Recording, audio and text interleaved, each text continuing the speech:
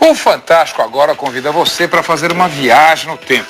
Vamos conhecer um lugar igualzinho ao nosso planeta de 4 milhões e meio de anos atrás. É a cratera de um vulcão ativo. África. Brasil. Duas terras separadas por um oceano gigante, o Atlântico. Dois lugares distantes, mas com tanta coisa em comum. Nossos povos, nossa música e as tradições.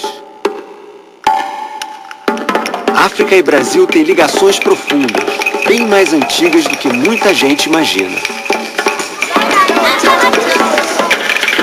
Você já notou que, se recortarmos os mapas, África e Brasil se encaixam perfeitamente, como se fossem irmãos separados pelo tempo? Qualquer semelhança não é mera coincidência.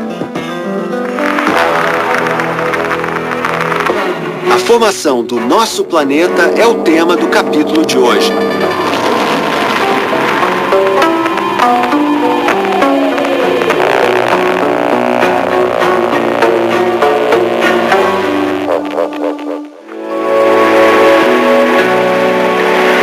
Domingo passado, Poeira das Estrelas contou a história do nascimento do Sol, a estrela que dá luz, calor e energia para todos os seres vivos.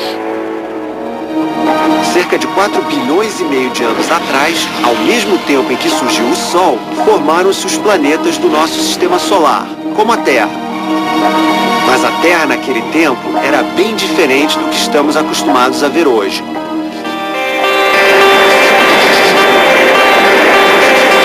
Um planeta azul, 70% coberto de água, 30% de terra firme, distribuída em continentes definidos, e milhões de espécies vivas.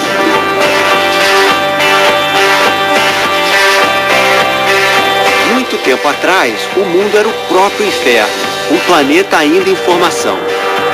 A superfície era toda líquida, não de água, mas de rocha incandescente, e a atmosfera de gases sufocantes. Partes da Terra permanecem desse jeito até hoje.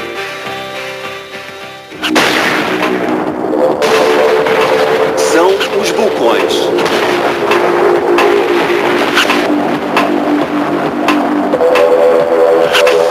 Vulcões ativos nos remetem diretamente à infância da Terra. É como fazer uma viagem ao passado, mais precisamente 4 bilhões e meio de anos atrás, quando a Terra, o Sol e os planetas tinham acabado de nascer.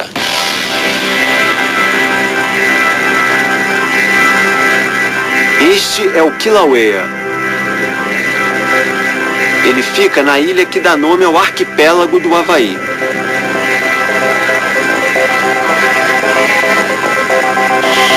Nesta parte da Terra, existem tantos vulcões que a região é chamada de Círculo de Fogo do Pacífico.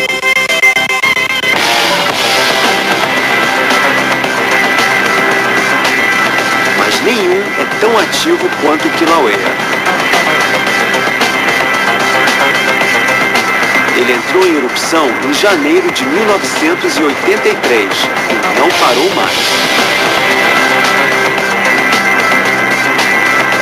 Se pudéssemos viajar no tempo e ver como era a Terra no começo, as imagens não seriam muito diferentes dessas, que mostram os períodos de atividade mais intensa do Kilauea. No início era o caos. A Terra era uma bola incandescente de rochas e metais líquidos. A atmosfera, uma massa de metais e gases ultraaquecidos. É como se nós mergulhássemos dentro da cratera de um vulcão. Durante os primeiros 700 milhões de anos, a Terra era assim, como um vulcão gigante. A especialidade de um vulcão é cuspir lava. A lava é pedra líquida.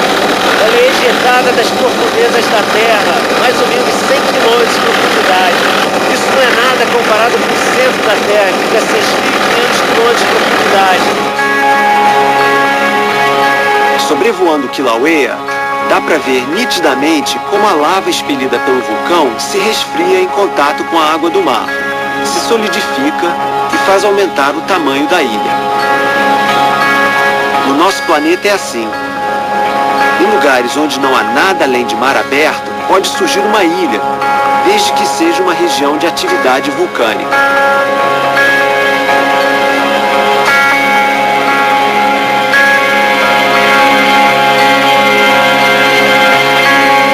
Aos poucos, a lava se resfria e fica sólida. O mesmo aconteceu com a superfície do nosso planeta, só que no caso da Terra foram necessários 600 milhões de anos. Quando a temperatura baixou o suficiente, o vapor que circulava pela atmosfera se condensou e virou água líquida. Muito tempo se passou e então, cerca de 200 milhões de anos atrás, a Terra finalmente começou a ficar parecida com o que é hoje. A maior parte da superfície já estava coberta de água, mas havia um único continente, chamado Pangeia. Pangeia, em grego, quer dizer todas as terras juntas. Foi essa imensa massa de terra que deu origem aos continentes que conhecemos hoje. Isso aconteceu por causa de um processo muito lento chamado deriva continental. A camada mais externa da Terra, sólida, é dividida em diversas placas tectônicas, como são chamadas. Essas placas flutuam sobre o interior da Terra, que ainda contém rocha líquida. Aos poucos, ao longo de milhões de anos, elas se distanciaram, até chegar ao que é hoje. É por isso que África e Brasil parecem se encaixar perfeitamente. Afinal, muito tempo atrás, as duas regiões eram uma coisa só.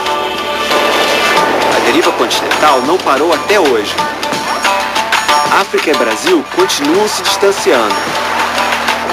A cada ano se separam mais alguns centímetros, mais ou menos na mesma velocidade com que as unhas crescem.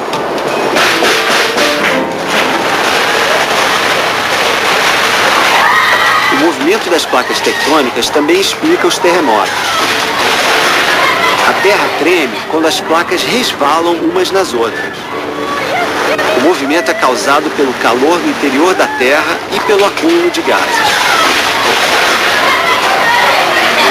Nos dias de hoje, a maioria dos vulcões se localiza ao longo do encontro das placas, regiões que são chamadas de falhas. É por isso que o Brasil não tem terremotos ou vulcões. Nosso país está bem longe das falhas geológicas. Pelo menos esse problema a gente não tem.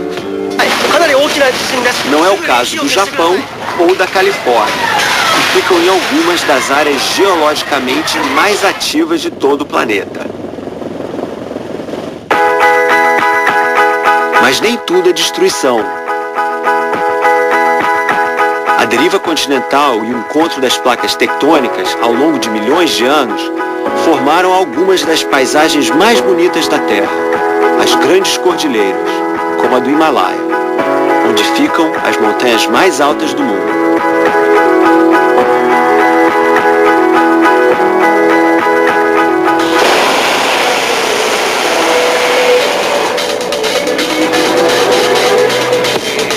Semana que vem no Fantástico, você vai aprender sobre a infância violenta da Terra.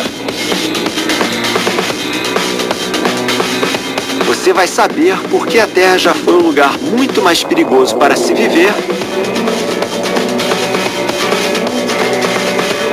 e vai entender como a Lua surgiu.